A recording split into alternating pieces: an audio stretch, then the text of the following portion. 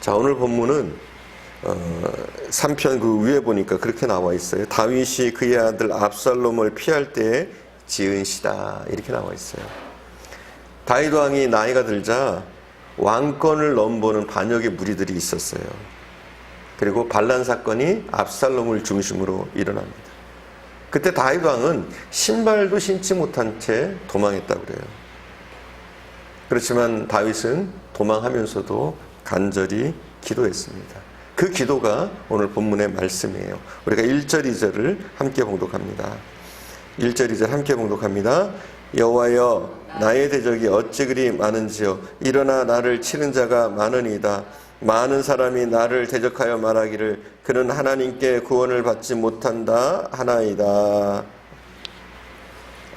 주변 사람들은 도망하는 다윗, 신발도 신지 못한 채 도망하는 다윗을 보면서 조롱하고 손가락질을 했습니다. 그렇지만 오늘 본문에 보는 것처럼 다윗은 전혀 낙심하지 않습니다. 비록 쫓기는 신세가 됐다고 할지라도 그는 여전히 하나님을 의지하고 있습니다. 그리고 하나님이 함께 하심을 그는 굳게 믿었습니다. 그 믿음을 통해서 다윗은 다시 예루살렘으로 돌아옵니다. 다윗이 다시 회복하리라고는 누구도 생각하지 못했습니다. 영원히 망하는 줄 알았지만 그러나 그의 기도, 그의 믿음은 다시 그가 예루살렘으로 돌아와서 왕이 되게 했습니다.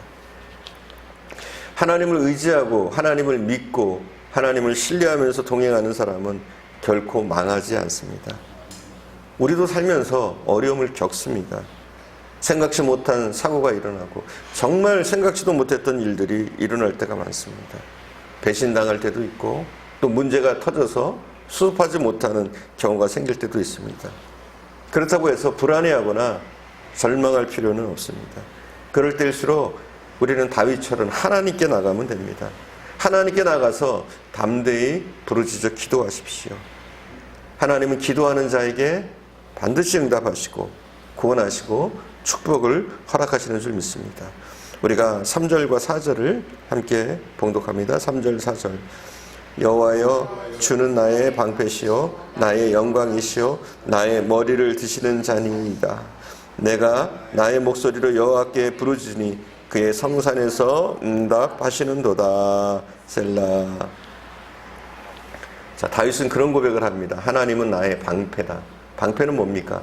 전쟁에서 너무나도 중요한 도구죠. 방패가 있고 없고는 차이가 많습니다.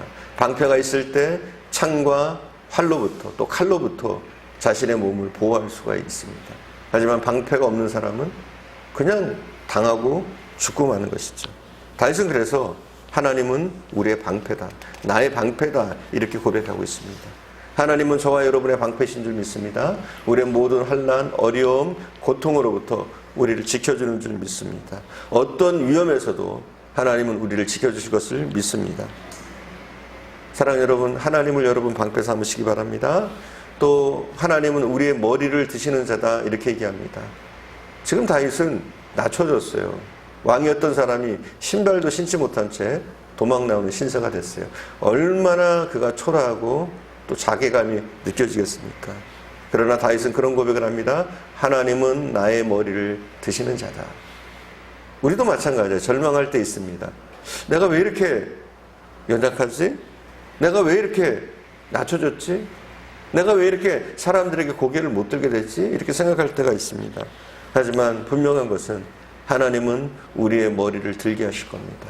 우리가 하나님께 의지하고 나갈 때, 하나님을 믿고 신뢰할 때 하나님은 나의 머리를 들게 하시는 분인 줄 믿습니다.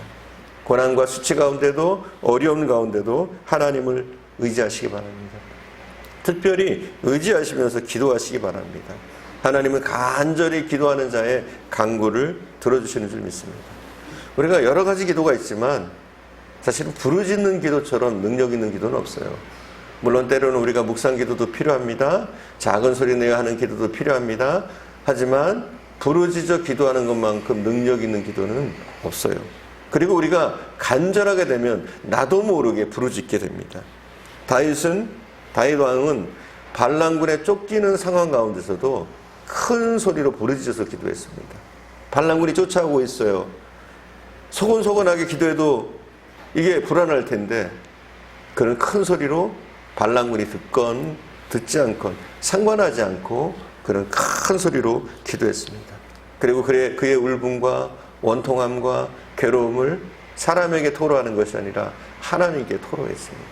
그때 하나님은 그의 원통함을, 그의 아픔을 들으시고 치료해 주셨습니다. 응답해 주셨습니다. 여러분, 고난 중에 우리도 부르짖어 기도하시기 바랍니다. 부르짖어 기도하시기 바랍니다. 할 수만 있다면 눈물을 흘리며 부르짖어 기도하시기 바랍니다. 하나님, 나는 하나님밖에 없습니다. 누가 나를 돕겠습니까? 누가 나를 일으켜 주겠습니까? 하나님, 나의 도움은 오직 하나님밖에 없습니다. 이런 마음을 가지고 간절하게 기도하며 나가시기 바랍니다. 그러면 반드시 하나님은 우리의 기도에 응답하시고 우리를 지키시고 우리의 길을 새롭게 열어주실 줄 믿습니다. 많은 사람들이 기도해도 응답받지 못하는 이유 가운데 하나가 뭐냐면 간절하지 않기 때문에, 부르짖어 기도하지 않기 때문에 그렇게 되는 경우가 많습니다. 간혹 우리는 기도하면서도 그렇게 생각해요. 어떻게든 되겠지 뭐 이렇게 하다가 해결되겠지. 이런 생각을 갖다 보니까 간절하지가 않아요. 새벽에 부르짖고 때로는 철야 기도에서 부르짖고 근심하면서 우리가 간절히 부르짖어야 됩니다.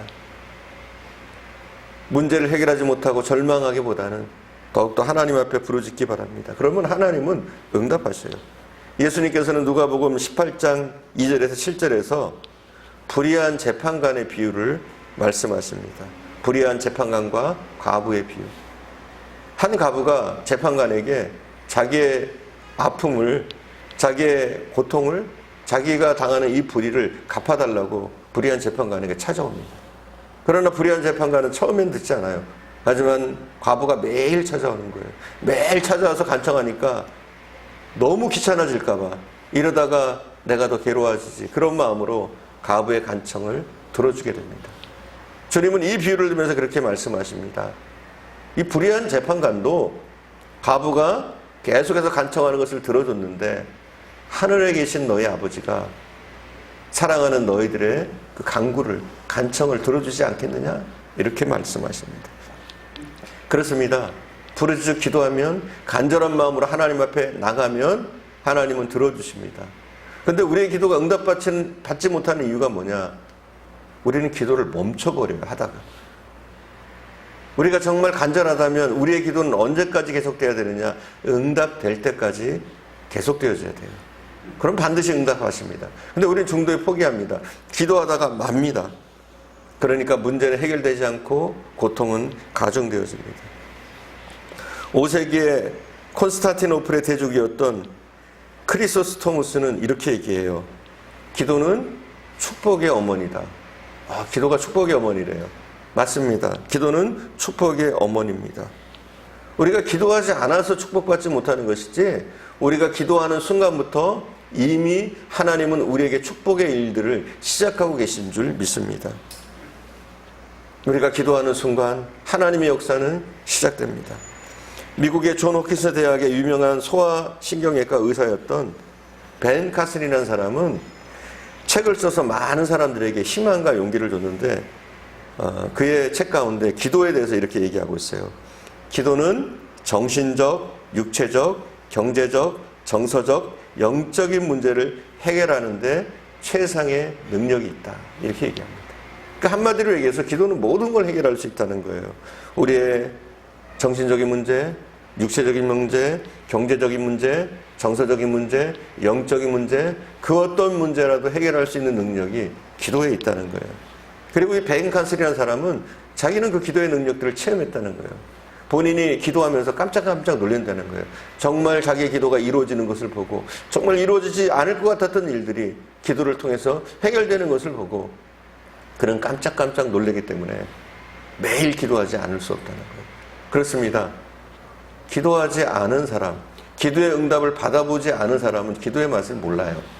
하지만 기도의 응답을 한번 받고 나면 우리가 기도의 맛을 알게 되고 기도를 끊을 수가 없습니다. 사랑하는 여러분, 좀 기도의 맛을 보시기 바랍니다. 하나님이 응답하시는 그 하나님의 음성을 들으시기 바랍니다. 그리고 우리의 문제를 해결하시고 기적처럼 우리를 이끌어 가시는 그 하나님을 기도를 통해서 체험하시기 바랍니다. 한번 체험하시면 우리는 기도를 끊을 수 없어요. 저와 여러분이 기도의 응답의 체험이 있는, 기도를 끊을 수 없는 믿음의 사람들이 되어줄 수 있기를 간절히 축원드립니다. 기도하겠습니다. 사랑하는 주님, 이 귀한 새벽 저희들과 함께 하심을 감사드립니다. 주여, 우리가 더욱더 기도의 무릎을 꿇게 하시고 간절한 마음과 믿음으로 하나님을 의지하며 부르짖어 기도할 수 있도록 은혜를 더해 주시기를 원합니다. 우리가 간구하면, 간청하면 하나님은 반드시 들으시고 우리의 길을 예비하시며 또 축복의 길로 인도하실 줄 믿습니다. 다윗처럼 사람 눈치 보지 않고 오직 하나님만 바라보며 기도하게 하옵소서. 기도할 때 하나님이 들으시며 하나님이 역사하시며 하나님이 우리의 삶 가운데 기적을 보여주실 줄 믿습니다. 이 새벽도 기도할 때 주여 응답하시며 주의 음성을 듣게 하시며 주의 영광 가운데 우리가 참여하게 하시기를 원합니다. 함께 하실 줄 믿사옵고 우리 구주 예수님의 이름으로 기도드립니다. 아멘. 하늘에 계신 우리 아버지여, 이름이 거룩히 여김을 받으시오며 나라가 임하시오며 뜻이 하늘에서 이루어진 것 같이 땅에서도 이루어지이다. 오늘 우리에게 일용할 양식을 주시옵고 우리가 우리에게 죄 지은 자를 사하여 준 것 같이 우리 죄를 사하여 주시옵고 우리를 시험에 들게 하지 마시옵고 다만 악에서 구하시옵소서. 나라와 권세와 영광이 아버지께 영원히